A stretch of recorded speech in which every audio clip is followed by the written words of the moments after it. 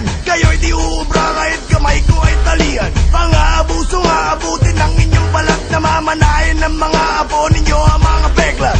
At diba pinipilit nyo maging negro sa dami ng pasama kakamit pangarap nyo.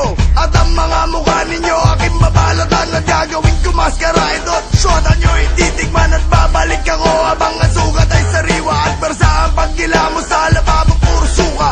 Ako'y sobrang sayang kakaiba sira na ulo na aking kakainin kahit utak ni Manero. Kahit mga lupo na nakawan ng saklay dahil ako'y kinikilig sa tuwing may umaaray. Kaya di ko masisisi kung kayo naiinggit. Sa Abril na tanghaling tapat ako ay mas mainit. Parang asido ang ilaw ay pag dumudura kumukulo.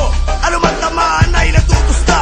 Aking mga kanta sobrang perfecto at planado. Mga awit nyo di pinag-isipan ng bobobo. Dahil lagi kinilatis ang inyong mga plaka. Inakala ko tuloy sinulat ng abdoy na bata. Sa mga nagpipilit, mga putang ina nyo.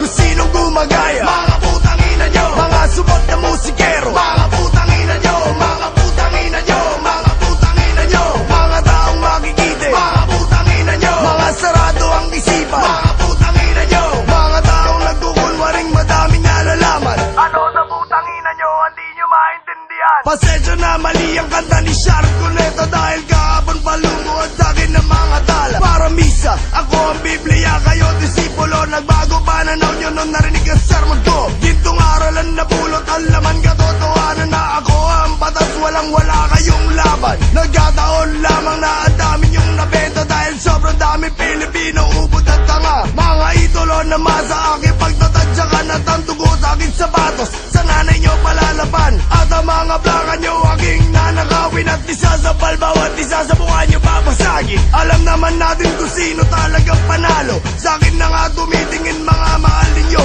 Kahit di ako sikat, ako'y matinding alamat. Lahat na nakikita ko walang ibabatbat. Ako ang kalamidad na nagkanyong musika. Ako rason sa mga